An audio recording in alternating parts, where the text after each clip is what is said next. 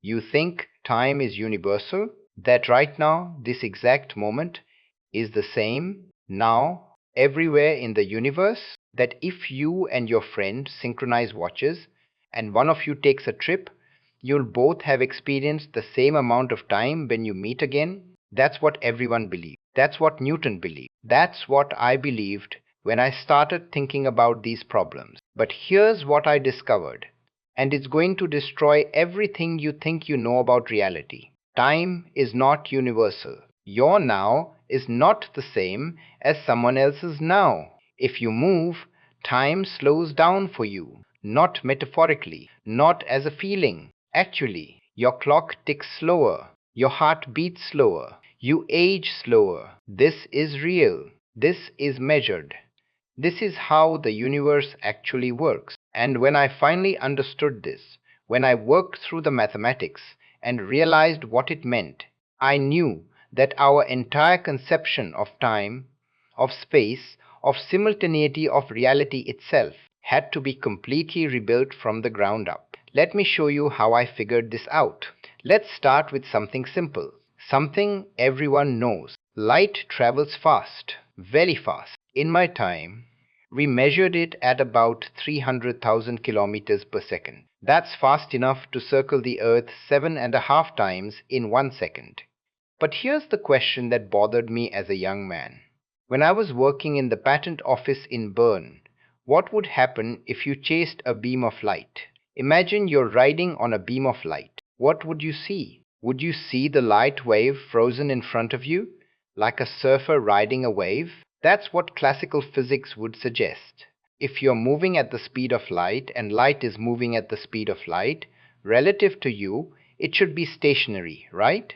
But something about this bothered me deeply. Maxwell's equations, the beautiful mathematical description of light and electromagnetism, don't allow for stationary light waves. The equations simply don't work if light stands still. There's no solution to Maxwell's equations for a frozen light wave. So what gives? Either Maxwell is wrong or something else is going on. Now, around the same time, there was this experiment. Michelson and Morley in 1887 tried to detect the motion of Earth through the ether. The ether was this hypothetical substance that everyone thought filled space, the medium through which light waves traveled. Just like sound needs air to travel through, light must need something, right? They called it the luminiferous ether. The idea was simple. If Earth is moving through the ether, then light should travel at different speeds depending on whether you're measuring it in the direction of Earth's motion or perpendicular to it. Just like if you're on a boat moving through water, waves coming toward you arrive faster than waves you're moving away from. But they found nothing, no difference. Light traveled at the same speed in all directions, regardless of Earth's motion through space. This was shocking. Hendrik Lorentz and others tried to explain it by saying, maybe objects contract in the direction of motion through the ether, and maybe clocks slow down just enough to make the measurement come out the same. They even derived the mathematical transformations, what we now call Lorentz transformations. But they thought these were just mathematical tricks to explain the ether. They didn't realize what was really going on. I approached it differently. I said, forget the ether. Let's start with what we actually observe. What if the speed of light is actually the same for everyone, no matter how fast they're moving? What if that's not an accident or a coincidence, but a fundamental law of nature? Light always travels at 300,000 kilometers per second relative to you, no matter what. If you're standing still, light goes past you at 300,000 kilometers per second. If you're on a train moving at half the speed of light and you shine a flashlight forward, that light still moves away from you at 300,000 kilometers per second. Not half the speed of light plus your speed, the speed of light. Always. This seems impossible. It breaks common sense. Speeds should add. If you're on a train moving at 100 kilometers per hour and you walk forward at 5 kilometers per hour, you're moving at 105 kilometers per hour relative to the ground. Everyone knows this, but light doesn't work this way. And I said, what if that's because time and space aren't what we think they are? Let me show you with a thought experiment.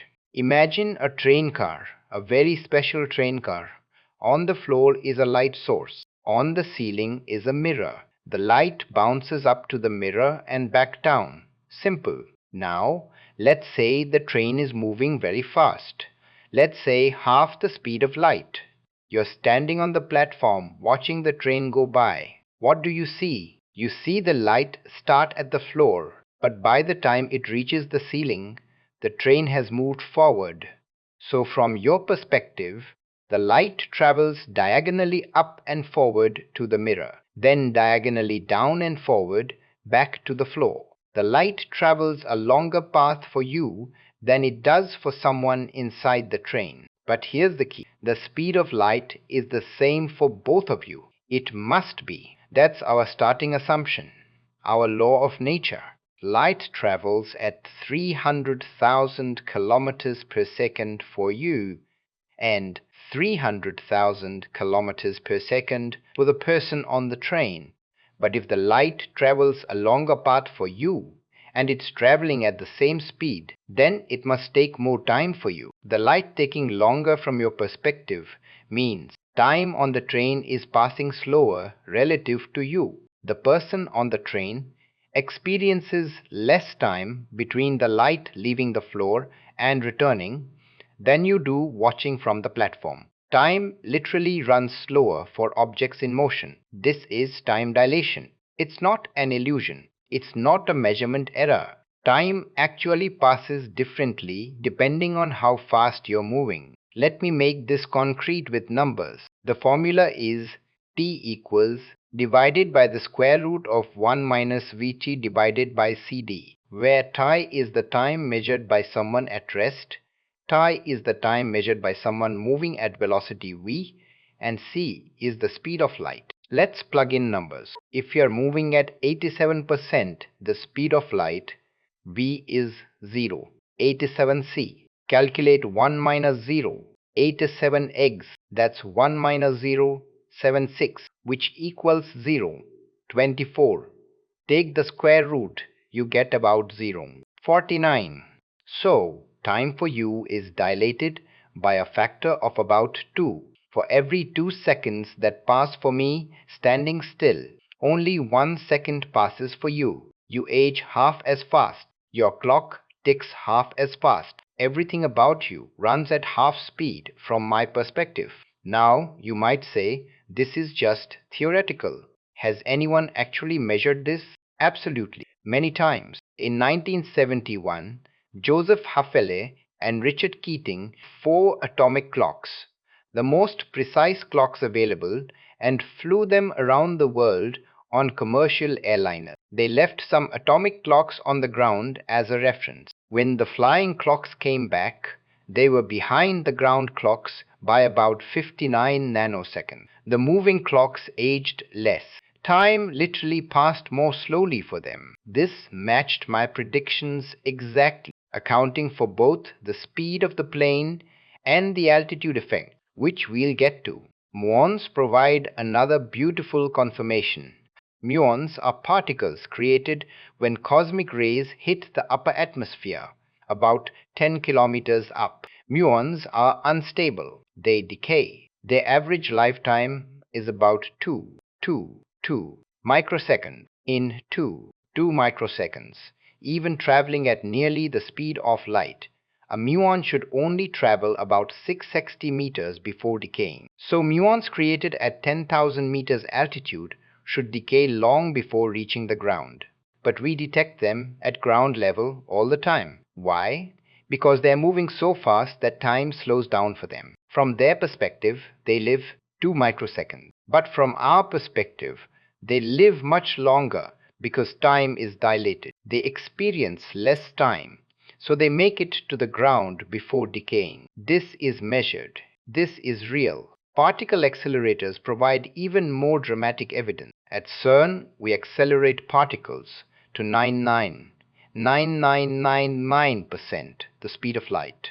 At that speed, time dilation is enormous. Particles that normally decay in microseconds live for milliseconds or even seconds from our perspective because time is passing so slowly for them. Without accounting for time dilation, particle accelerators wouldn't work. The calculations would be completely wrong. And GPS satellites. This is perhaps the most practical proof. GPS satellites orbit Earth at about 14,000 kilometers per hour.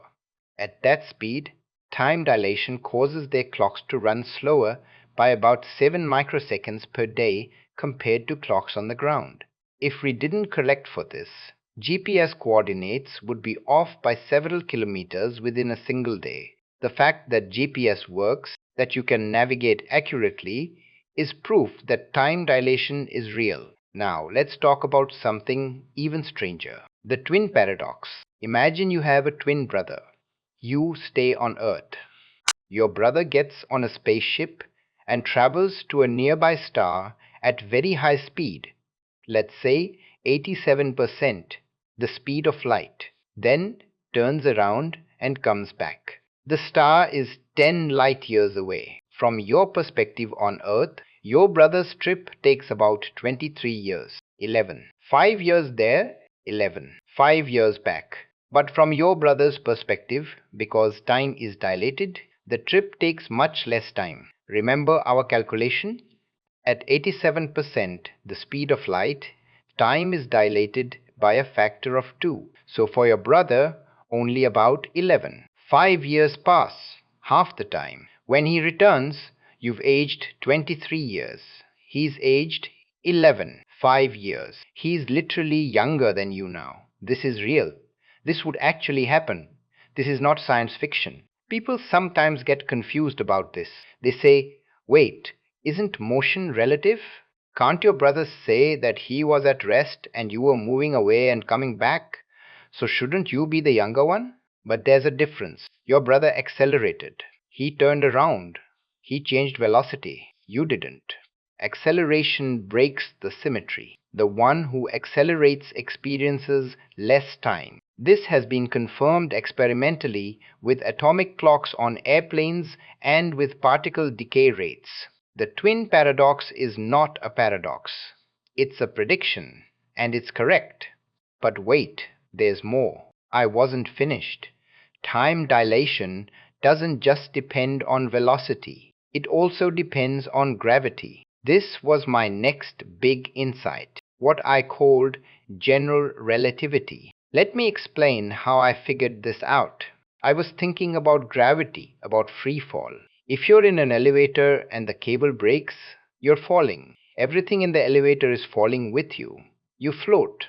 You don't feel gravity. You're weightless. Objects around you don't fall relative to you. This is exactly the same as being in deep space, far from any gravity. You can't tell the difference. Now, imagine you're in that same elevator in deep space, no gravity, and someone starts pulling it up, accelerating it. You feel pressed against the floor.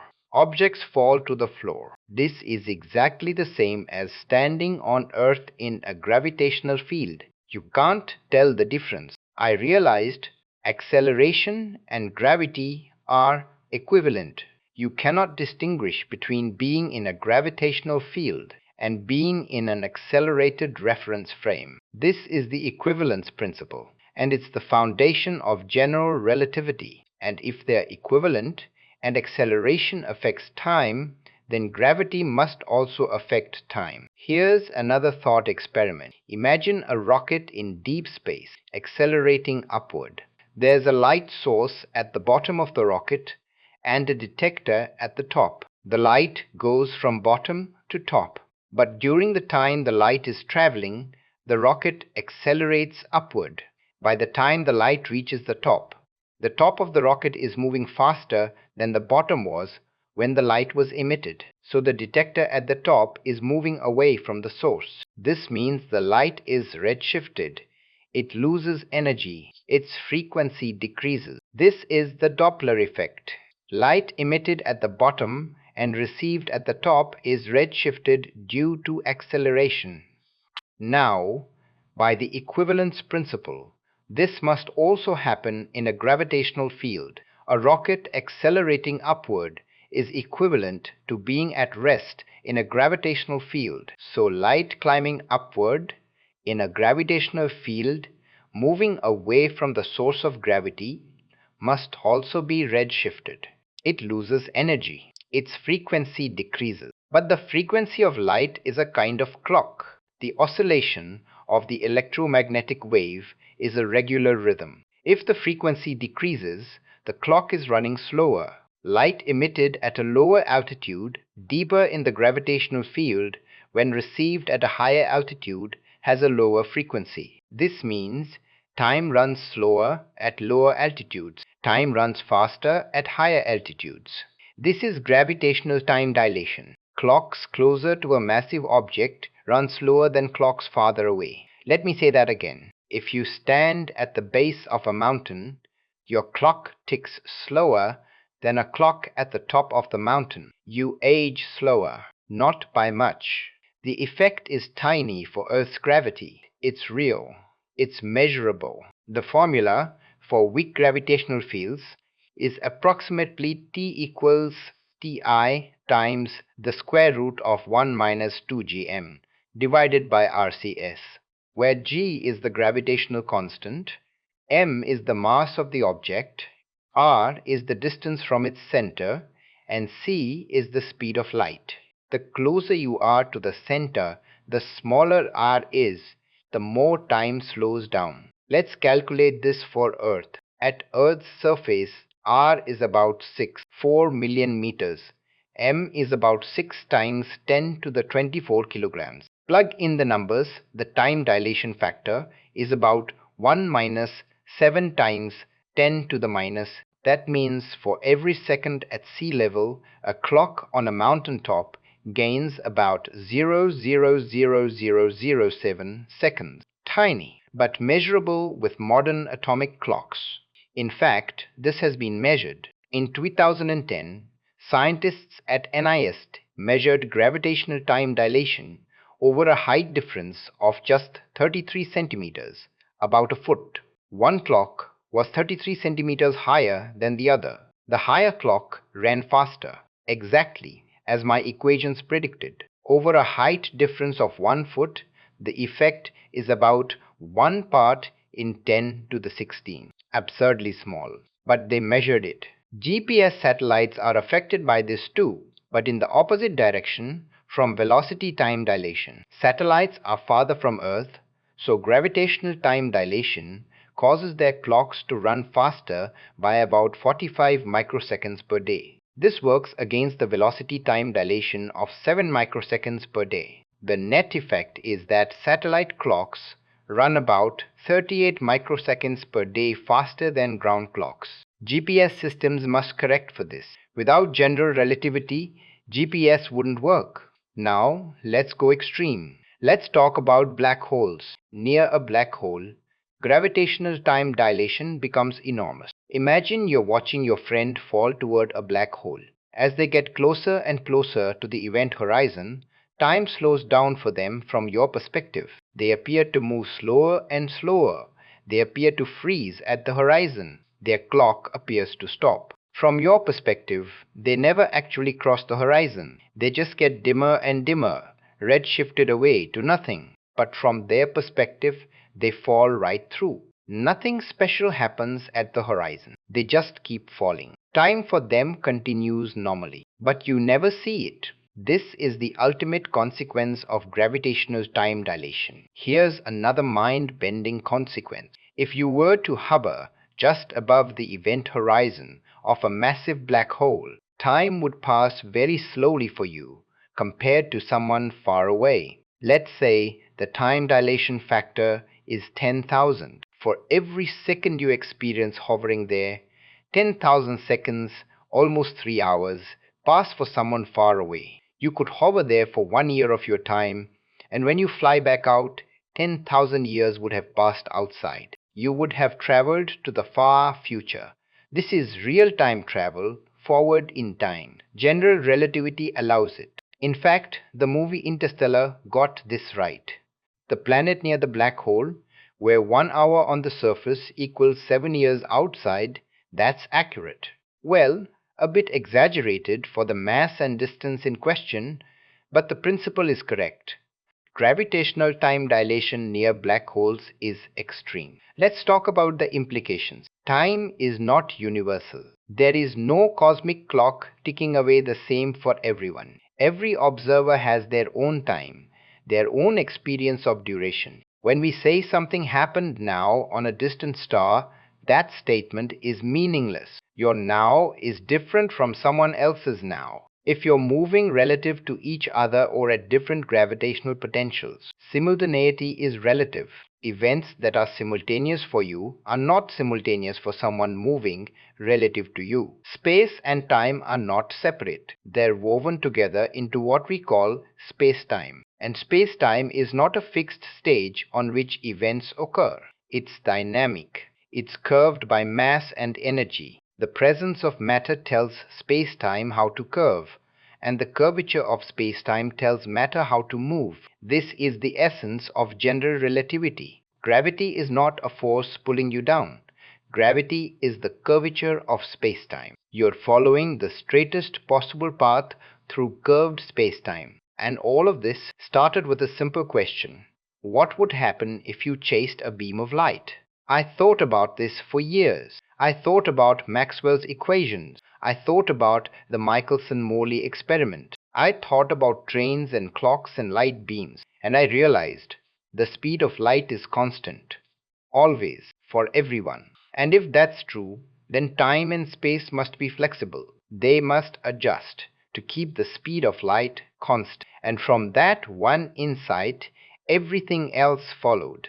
Special relativity in 1905, general relativity in 1915, a complete revolution in our understanding of time, space, gravity, and the universe. When I first realized this, when I worked through the mathematics and saw what it meant, I knew the world would never be the same. I knew that Newton's absolute time, ticking away uniformly for everyone, was wrong. I knew that our intuitive understanding of simultaneity was wrong, and I knew that this would be difficult for people to accept. Even some of the best physicists resisted it at first, but the evidence kept coming. Every experiment confirmed my prediction. Light bending around the sun during an eclipse, the precession of Mercury's orbit, time dilation in moving particles, gravitational redshift, gravitational waves. Every test we've done, and we've done thousands, confirms relativity. Let me bring this back to the original question. Why do you age slower than others? Because time depends on your motion and your position in a gravitational field. If you move fast, time slows down for you. You age slower. If you're deeper in a gravitational field, time slows down for you. You age slower. This is not a metaphor. This is not philosophical. This is physics. This is how the universe actually works. Astronauts on the International Space Station age slightly slower than people on Earth because they're moving fast, but they also age slightly faster because they are farther from Earth in a weaker gravitational field. The two effects partially cancel, but the net result is that astronauts age very slightly slower than people on the ground. By about 0.7 seconds per 6-month mission. Tiny but real. If you wanted to really age slowly, you'd need to move very fast for a long time. At 87%, the speed of light, time is dilated by a factor of 2. You'd age half as fast as someone at rest. At 99.5% the speed of light, time is dilated by a factor of 10. You'd age 1/10 as fast. At 99.995% the speed of light, time is dilated by a factor of 100. You'd age 100th as fast. For every 100 years that pass on Earth, only 1 year passes for you. This is the closest we can get to immortality. Not stopping aging, but slowing it down by moving very fast. And here's the beautiful thing. This isn't speculation. This isn't philosophy. This is tested, confirmed, measured reality. We've measured time dilation in airplanes, in particle accelerators, in atomic clocks, in muons, in GPS satellites. Every single test confirms relativity. Every single one. The theory has been tested more rigorously than almost any other theory in physics, and it passes every test. Some people ask, but how can this be? How can time be flexible? Isn't time just TT, TT, time? Doesn't it just flow? No. Time is not an absolute background. Time is part of space-time, and space-time is a physical thing. It has structure. It has geometry. It can be curved, stretched, compressed. The geometry of space-time determines how clocks tick, how distances are measured, how things move, and that geometry depends on mass, energy, velocity, acceleration. Think about what this means for our understanding of reality. We think of the universe as a collection of objects existing in space, changing over time. But that's not quite right. The universe is a four-dimensional space-time, a unified structure where past, present, and future all exist. Your entire world line, from birth to death, is laid out in space-time like a thread. You don't move through time. You are your world line. All of it. All moments of your life exist equally in space-time. You just experience them sequentially because of how your consciousness works, because of how memory and causality work. This is called the block universe view, and it's a natural consequence of relativity. If simultaneity is relative, if there's no universal now, then there's no meaningful way to say which events exist right now. The past hasn't disappeared. The future hasn't yet come into being. They're all just different regions of space-time, and what you call now depends on your state of motion. Bothers people. It bothered me too, at first. It seems to take away free will, to make everything predetermined. But I don't think that's right. You still make choices. You still experience time flowing. The future is still unknown to you. The fact that it's all laid out in space-time doesn't change your subjective experience. It just means that time is more like space than we thought. The future is as real as the past, but you can't access it any more than you can access a distant location in space without traveling there. I want to make something very clear. This is not comfortable. This is not simple.